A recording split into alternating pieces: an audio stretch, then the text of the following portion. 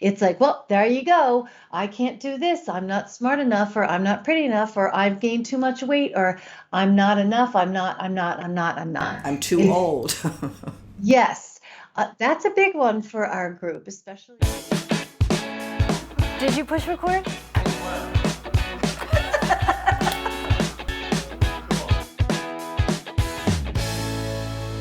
Thanks for tuning back into Our Second Act with Paige and Silka.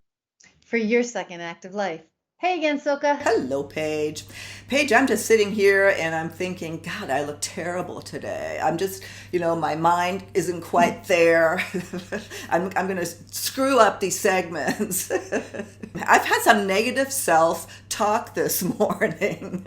And that's what we want to talk about today is this is something that a lot of us struggle with.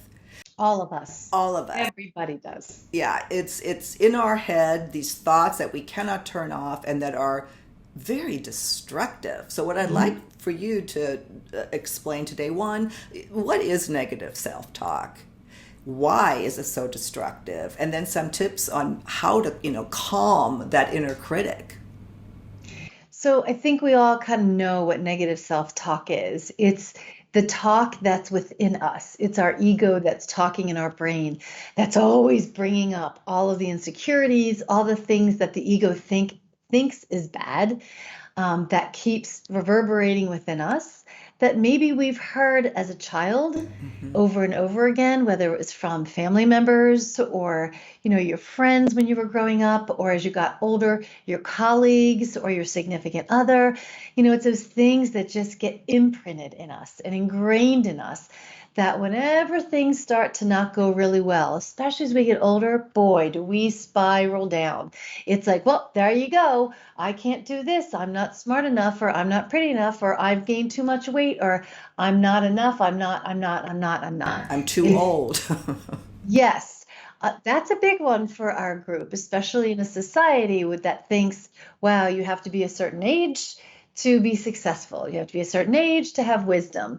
So it's really important, even more in our group, to really, how are you feeding your brain with food, with supplements, with things that help you cognitively? Because I'll tell you something, the negative self talk that goes on um, gets exacerbated more if you're not taking care of your brain at our age. So if you're not eating well, if you're smoking, if you're drinking more, if you're not exercising enough, it really affects the brain even more. And we know depression is really high at our age. So if you're already struggling with depression and you're not eating well and doing all of those other negative things, you will spiral with the negative self-talk. Yeah, exactly. So what do we do about it? So, Silka, I wrote down a few questions that I want our viewers to kind of maybe write down and think about. So, the first thing is, how much do you believe this thought that you're having that brings negativity? Second, how often do you have the thought and how much is it bothering you? So, you really want to stop and go, what are the negative thoughts that continually come up for me? So, write those negative thoughts down, because we all have like 3 to 5 that start to come up for us. Yeah. And then when you're having this negative thought, is there anything else going through your mind when you're having this negative thought? Because my guess is it's connecting to something else. And if it's connecting to something else, is it really about you, or is it really about something else? So I'll stop there for a moment and see if you have any feedback on that first, Silke, before I move on. Well, it's a great, great point, and I mean, I internalize so much of what we talk about, what we do, because this actually is, I find it an issue with me that I don't know, from maybe when I grew up, but I was always taught to be very critical of everything I do. Nothing was ever good enough. Yep, perfectionism. I've lived that too.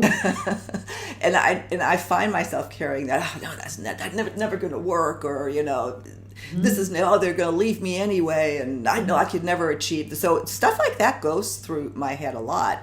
What I find, and I'm wondering if our viewers experience this as well, and perhaps you can address it. I sometimes, I mean, I'll start making stories up in my head or scenarios, Yes. and it's all. A lot of people do that. It's catastrophizing Yes. is the word, where it starts like this, and boy, does it turn into like a full hurricane category 5 that we've now created. That's why starting out with some of these questions help. And I want to just add a few more questions with that, if that's okay, Yes, of Sofa, just to course. help our viewers.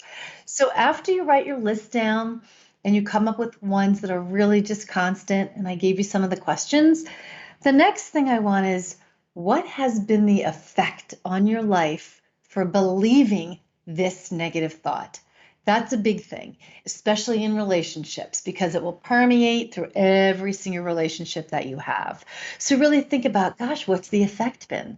Because if you really start to write it on paper and see how it's affecting you, it's a lot different than just talking about it out loud. When you write it down, it makes a big difference. Then the next thing that would be really important to ask is this: what could be the effect if I change this negative belief? And here's what I always see with clients and patients. Sometimes people are afraid to change the belief and thought because that means that that will also affect the way they live, what they choose to do, who they choose to have in their life. And oh my gosh, that might be so overwhelming. So I'll just stop with some of the questions there because it's a lot to take in. It is a lot to take in. Mhm. And again, I'm wondering, what you as the viewer, what triggers come up when you're, when you listen to what Paige just said. Because again, for me, it's I think about, if I what would be different if I changed it, and why would that be scary? But for some reason, there's fear around that. Yes, and that's why I bring this up, and that's why I stopped where I was at the questions, because then you have to figure out what's the most scariest part for you if you change the thought. And sometimes, and I'm going to put this out there, sometimes people don't want to change the thought because if they change the thought, one, they have to own the negative talk. Two, they can't be a victim anymore. Three, that means, wow, you mean my life would change and it could possibly feel good? I don't remember what feeling good feels like, and that scares the shit out of me. So there's just a few things to think about when you're going through those list of questions that I gave you. Well, and you just brought up a great point. What if I feel good, and have that actually be scary? And I think that really applies today in today's world where we have so Yes, much uncertainty and so and yes, even the thought of, there's these sayings that, where people like yourself or motivational people say, stop thinking about what if things go wrong, what if things go wrong, what if things go right. That's yes. just as scary for some people, and I Right. find that fascinating. Right. So when you're doing your list and putting it together, you might have a handful of them.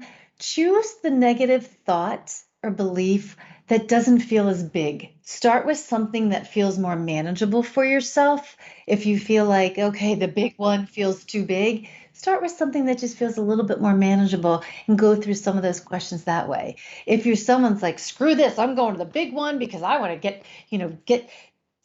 get this taken care of, start with that. But these questions that I gave you will really help. It'll give you insight and clarity as to why you're still having these negative beliefs and thoughts. Yeah. Is there any a quick way? I know we our segments are more about awareness than concrete black and white answers. But I'm wondering sometimes, and again, I bring my own situation or my own way of dealing with this into question, and that is, you have, your thoughts are just they're just going, going, going. Can you really just turn them off? You know, yes and no, but when things have been ingrained and imprinted for a long time, it's really hard to just turn them off. And a lot of times, if you're not going to do the underlying work as to why you're doing it, the effect that it has on you, what's it fulfilling in you? Because that's another big thing is, what is this negative thought fulfilling in you? That's another huge question. So if you just want to rush through to get a quick fix, there is no quick fix. Hmm. I'm not a quick fix person. There isn't any quick fix, especially when you're at this age because things have been ingrained. So start with the questions, see what comes up, and then you'll be surprised that maybe it's not as scary as you think it's going to be. Because most of the time, I'd say 99.9% of the time, when I work with people, they're petrified. And then when you get right down to it and you break it down, like with the questions I gave, it's not as scary as they thought it was. Yeah, I think that, and we'll leave in closing. I think it was, I'm trying to think, it was for Carla Rieger. She said, brought something up, and that popped in my head when you were talking, that sometimes when these negative thoughts come up, you need like a pattern disruptor. And that's why neurobiofeedback and biofeedback really work. I use that a lot Right. with my clients and patients. But if you can't get to that right now, Yeah. start with the questions and start to see just where you are. Mm-hmm. And then slap yourself, go stop it. And you can just say, stop, I'm not going to go there right Yeah. now. I'm not going to go there right now. Yeah, exactly. Well, it's a lot to think about, and because it does, we don't realize how much those thoughts, that constant negative thinking, can really affect our lives. So, thank you, Paige. I was going to ask you if you wanted to add anything else. Is there something you wanted to say that I didn't ask? Just this. It's not as big and as scary as you think it is. The more you avoid it, the bigger it gets. The more you face it, the more manageable it gets. You can do it. Yeah. Well, Paige, thank you, and we'll see you on our next segment of Our Second Act with Paige and Silka. For your second act of life. Bye.